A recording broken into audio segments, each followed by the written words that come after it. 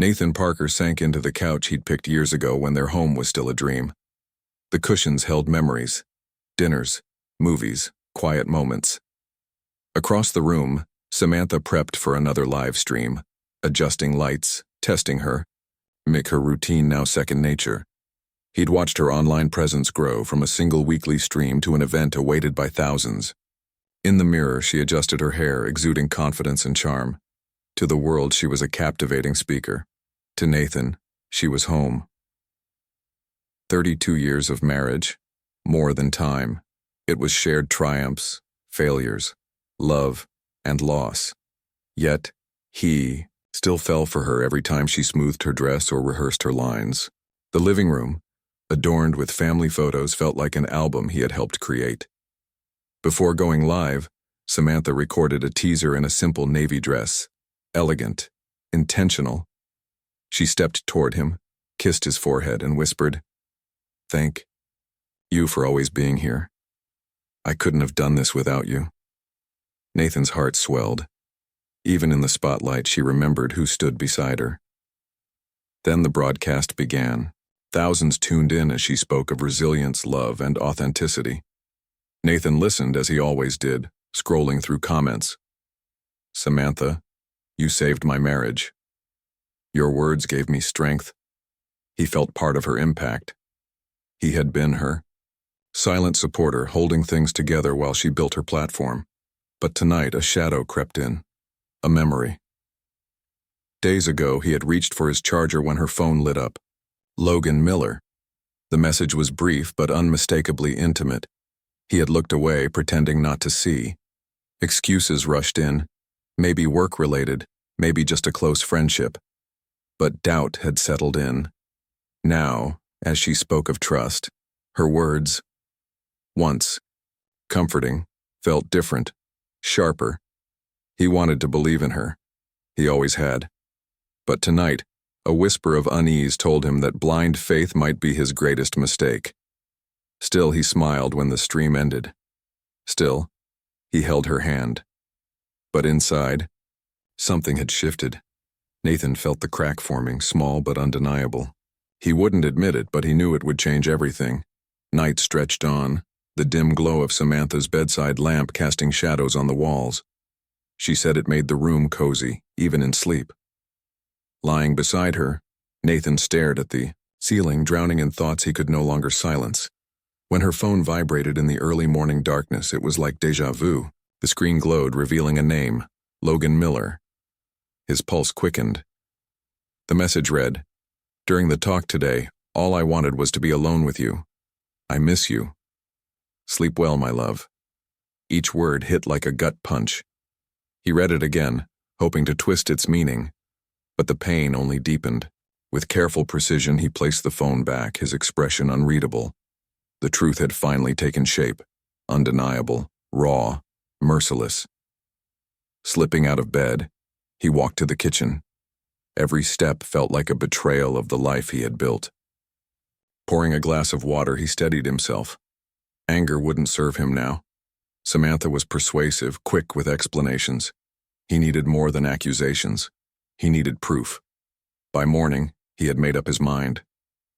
As she prepared breakfast, smiling, talking about her latest live stream, he nodded along, detached. Later, on his way to work, he called an old acquaintance, David Hughes, a private investigator. "I need discretion, speed, and solid proof." "I've got you," David assured him. Days passed in two realities. In one, Nathan played the role of the devoted husband, smiling, sharing meals, exchanging sweet messages.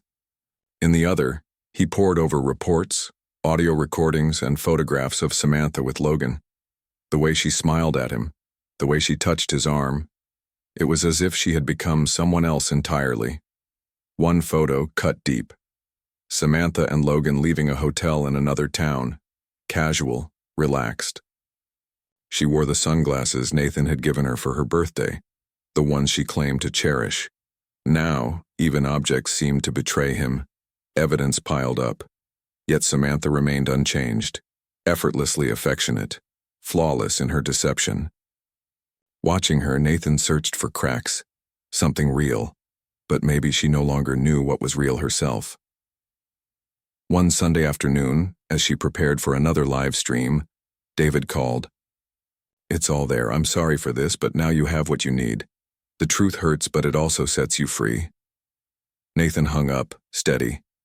He watched her from across the room, rehearsing, testing her microphone. She was the same, yet everything had changed. The foundation of his world had fractured beyond repair.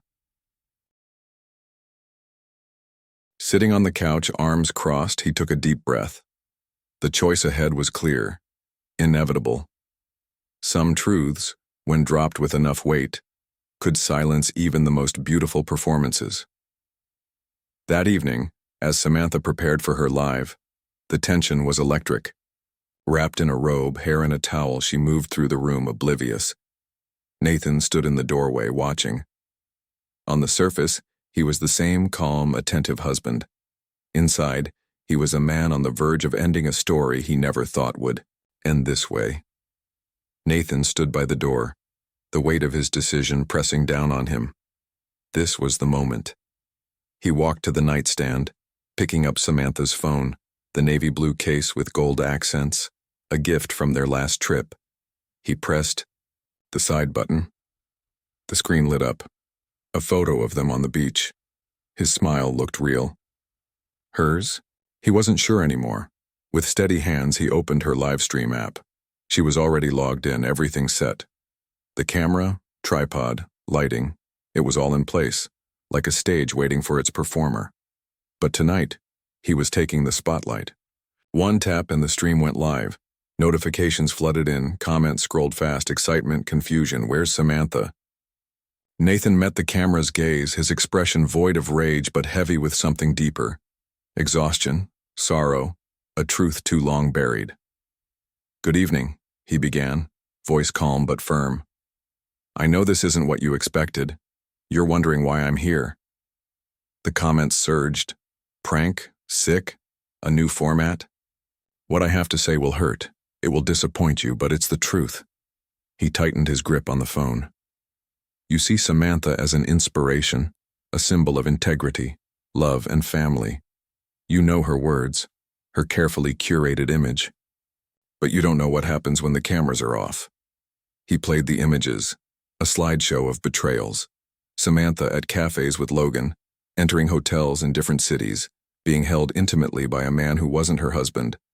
The chat exploded, shock, denial, anger. Then the audio played, Samantha's voice, casual, cruel. "He believes everything, Logan. I can't bring myself to tell him." Silence. Then an avalanche of reactions. Samantha stepped out of the bathroom, hair damp, wrapped in a white robe. She froze. Her eyes darted between Nathan and the streaming phone. Confusion twisted into panic. "What are you doing?" she whispered. Nathan turned to her, expression unreadable. "Showing them who you really are." Her steps wavered, reaching as if she could stop the inevitable. But he didn't move, didn't waver. The truth was already out. "For over 30 years, I lived beside a stranger, a woman who knew all the right words but never meant them." She stammered, covered her face, but it was too late. Her image, stunned, vulnerable, unmasked, was already out there, streamed to thousands. With one tap, Nathan ended the broadcast. The notifications didn't stop. The room fell silent. Samantha collapsed onto the floor, sobbing into her hands. Nathan set the phone down, watching with distant eyes. There was still a flicker of love, buried beneath layers of betrayal. He walked to the door, pausing for one last look at the broken illusion. Then he exhaled, letting go of decades of lies, and stepped out. By morning, the video had spread like wildfire, millions of views, headlines dissecting the fall of Samantha Parker. Once a symbol of empowerment, now a subject of scrutiny, anger, and disbelief. The home that was once filled with warmth fell into silence. Their children, caught in the fallout, avoided eye contact, their world shattered. Nathan didn't rage. He had already bled, already mourned. Instead, he focused on rebuilding, making breakfast, driving the kids to school, being present in ways that mattered. They felt it. They processed it in their own time. Their eyes, though full of hurt, spoke volumes. Samantha, on the other hand, retreated. She locked herself away, curtains drawn, meals left at her door. Calls flooded in. Managers, influencers, reporters. Some offered damage control strategies.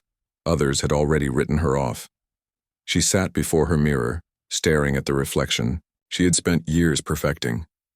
The face the world once admired now felt unfamiliar, stripped of illusion. For the first time, she saw herself as she truly was. Pale and exhausted, dark circles under her eyes. The confidence she once had was gone, replaced by confusion and defeat. She recorded a video, apologizing, speaking about human weakness and emotional turmoil. But her audience, tired of empty apologies from influencers, met her with coldness. The backlash was harsher than ever.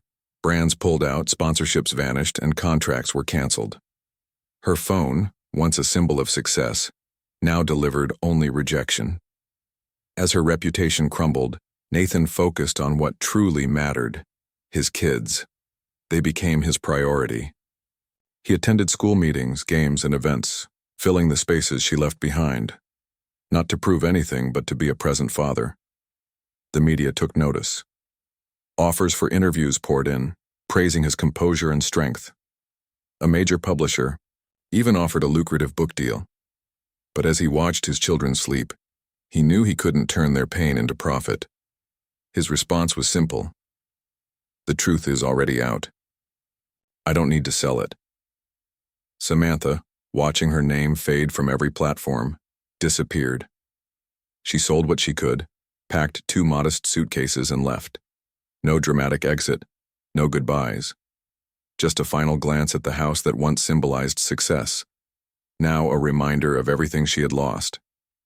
She settled in a quiet town, taking a job at a small bookstore, blending into the background, invisible to those who once admired her.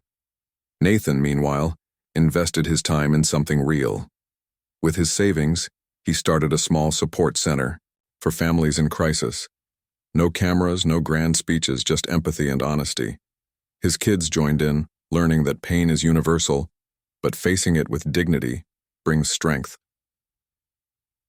One golden afternoon, walking through a park with his children's laughter in the air, Nathan paused. The scene was simple: trees, benches, families enjoying the evening. But inside, he felt something he hadn't in years: peace. Some losses arrive as tragedies but turn out to be liberations. And no public applause compares to the quiet comfort of knowing you've lived truthfully, even when the truth hurts. He took a deep breath and smiled. Not for anyone else, for himself.